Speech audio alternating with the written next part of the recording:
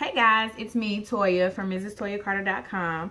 I am a relationship strategist, author, and speaker. I help women improve their communication, create balance, and of course, keep it popping in the bedroom because that's important, right?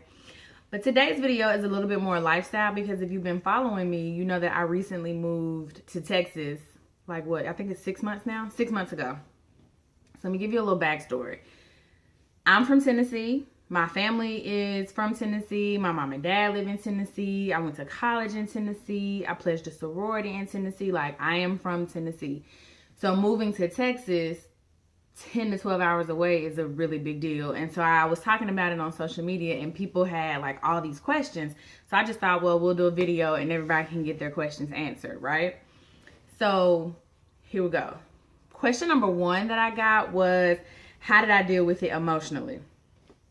First of all, my husband is amazing. So whenever I'm scatterbrained and up and down and oh my God, I miss my daddy, what we gonna do? He's my rock. He anchors me, he grounds me. I pray a lot. And I just really felt like this was the best decision for my family. So I made the decision and I'm cool with it. One thing I can say is you have to know your why. And why did I move? I moved for better opportunities. I moved for better salary.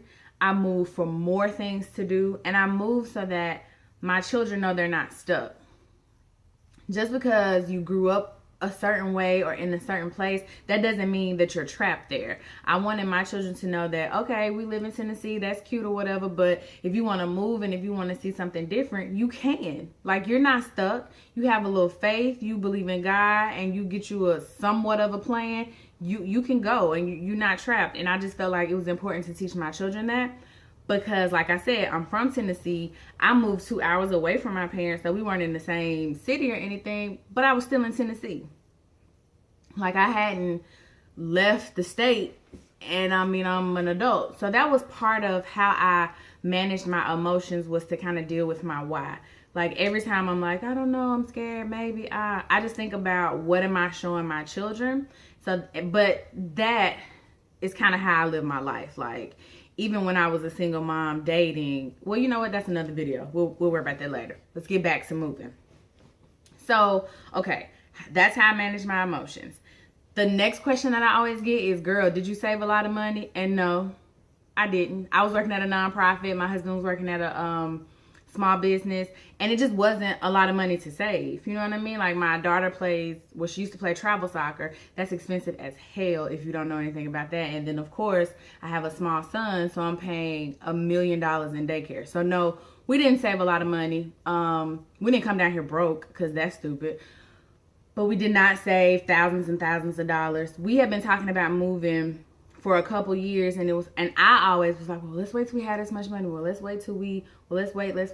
And I feel like if we would have kept waiting for a random dollar amount, we never would have made the jump.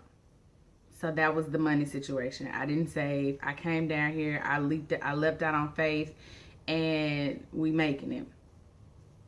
Granted, when we moved down here, we both got pay raises. Remember, I said I moved down here for a salary increase. Mama didn't raise no food. So that's the money thing. Another question that I get a lot is, how did you choose where you wanted to go? So this is how we chose. I'm in the mental health field. My husband's in the food industry. We went to good old Indeed.com and we set up job alerts. Which alert is popping for both of us? Now, we were looking at Atlanta, St. Louis, Charlotte, and then the Dallas area. As a mental health therapist, I always have to look at the pay because mental health is such a big field. So all those cities have mental health opportunities, but I don't want to be a case manager anymore. No shade to the case managers, because I was a case manager. I just don't want to do that anymore. I want to sit in the office. I want people to come see me, and I want to help them work it out, right? So I had to make sure that I was looking at jobs like that, and then looking at the salary, and then looking at the amount of jobs that popped up. My husband didn't have those issues. Food industry is everywhere. Everybody has to eat. So what we did was we did a little compare and contrast. The cities that seemed to be popping for me were Atlanta and the Dallas area. I'm from Chattanooga, so Atlanta's not exciting to me. It used to be, because you'd be like, ooh, it's our birthday. We're going to go out. We're going to go to Atlanta. we're gonna go to Atlanta, we're gonna go to Atlanta. And I love Atlanta. I think Atlanta is great, but it's still 2 hours away from my parents. And I don't know, I didn't think it would be out. We just didn't choose Atlanta. Like, I've been there, you know what I mean? I've partied there. I've been to college parties there. I don't know, we didn't choose Atlanta. But we did choose Dallas. And I think there was a slight salary difference for my husband between Atlanta and Dallas, but don't quote me on that. Either way, how we started to narrow down our city options was the job market. Because yeah, you'll get a job, like a get down here job, but what if you hate it? What if you don't like your boss? You don't want them Indeed alerts to be dry. You want the ability to move around if you need to. So that was kind of how we narrowed down our city choice. Not math science, not rocket science, but it worked for us.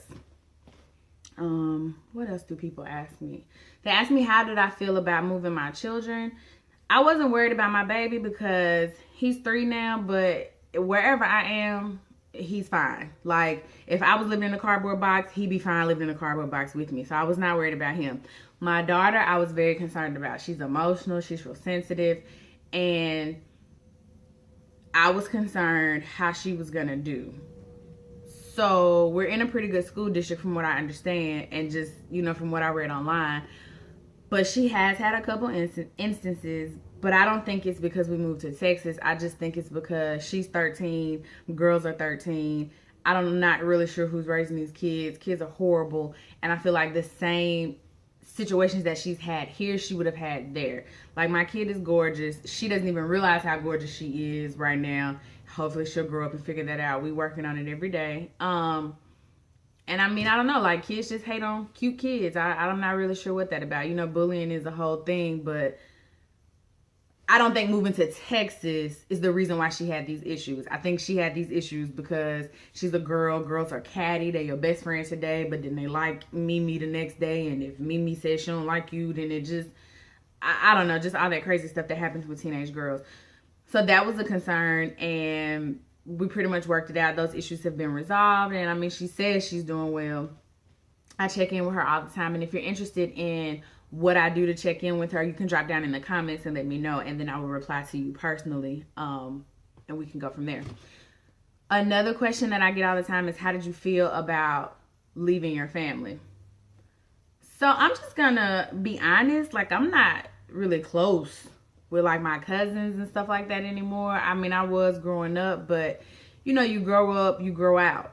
They do their thing, I do mine. I love them, they love me, but it's not like I was hanging out with them every day.